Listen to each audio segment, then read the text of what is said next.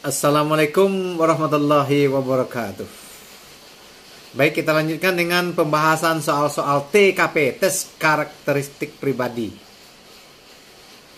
Bantu ya, subscribe, like, comment, and share. Jadi setiap soal kita usahakan mengerjakannya dalam waktu 1 menit. Ya, selamat menyaksikan. Dalam menghadapi era kemajuan teknologi yang berjalan sangat cepat, menurut saya kita harus menyesuaikan cara kerja kita seiring dengan kemajuan teknologi. Yang nomor 9 ya, menyesuaikan cara kerja kita seiring dengan adanya kemajuan teknologi. Oke, dalam menghadapi era kemajuan teknologi yang berjalan sangat cepat, menurut saya kita harus yang bagian apa tadi pilihannya? D. Menyesuaikan cara kerja kita seiring dengan kemajuan teknologi.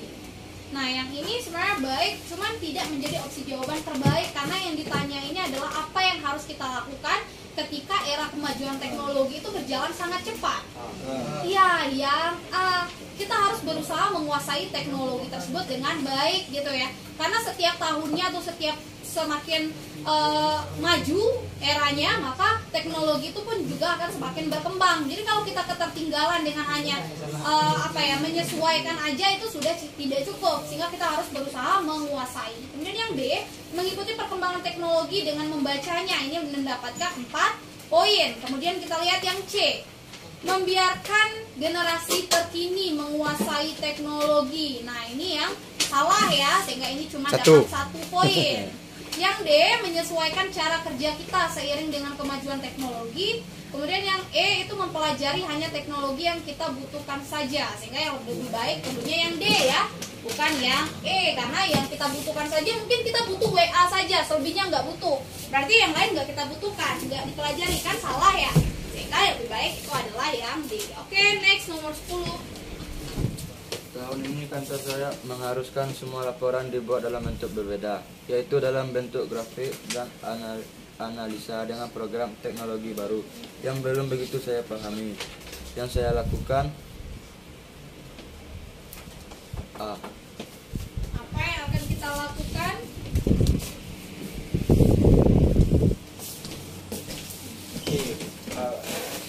A.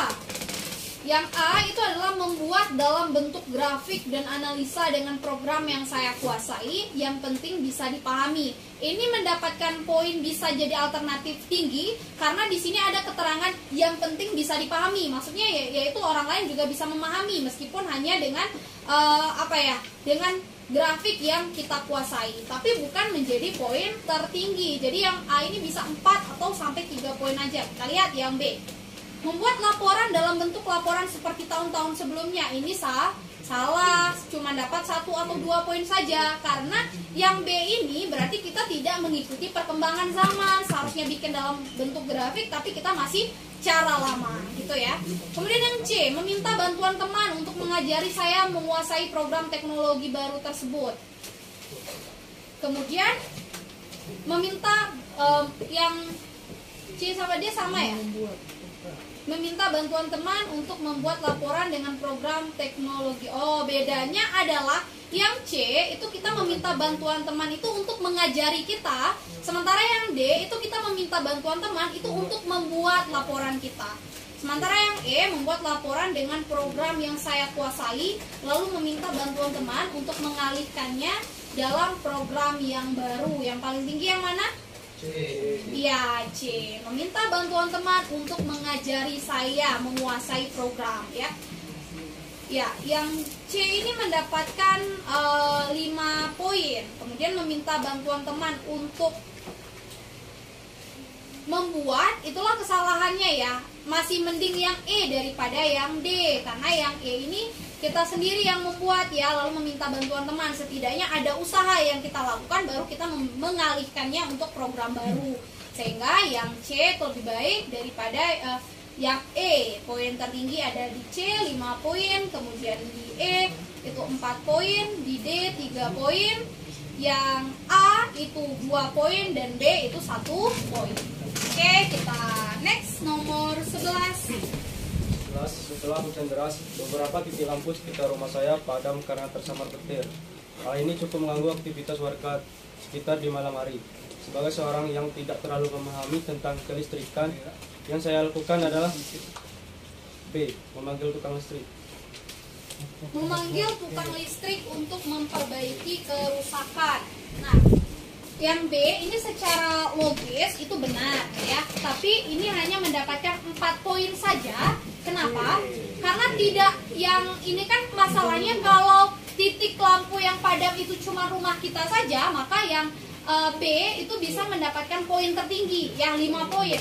Tapi masalahnya titik lampu sekitar rumah, berarti bukan cuma rumah kita aja, ada beberapa perumahan yang kasusnya sama karena tersambar petir. Jadi yang harus kita lakukan pertama kali adalah ya melapor kepada ketua RT dan meminta pertimbangan solusi. Jadi yang 5 poin itu ada di C, kemudian 4 poin itu ada di B ya, memanggil tukang listrik untuk memperbaiki kerusakan. Nah, poin ketiga itu ada di mana? Nah, yang membiarkannya saja sampai masalah tersebut teratasi dengan sendirinya, ini cuman dapat 1 poin ya, atau terendah. Kenapa? Karena kita membiarkan ya. Padahal sebenarnya kita harus ikut andil dalam upaya untuk memperbaikinya, gitu ya. Nah, kita lihat yang poin 2 dan 3, lebih baik kita berusaha memperbaiki sendiri semaksimal yang saya bisa, atau kita mengajak warga sekitar rumah untuk bersama-sama memperbaikinya. Lebih baik yang mana? Yang E ya, mengajak warga sekitar, sehingga yang poin 2 itu adalah kita berusaha sendiri, ibaratnya antisosial ya. Ibaratnya yang kalau pilihan A itu mengindikasikan sikap kita yang antisosial, sulit untuk berkomunikasi dengan orang lain. Padahal seharusnya ASN itu dia termasuk di dalam jejaring kerja ya, kemampuan berkolaborasi dengan orang lain ya, termasuk di dalam soal jejaring kerja. Demikian, semoga bermanfaat bagi kita semua.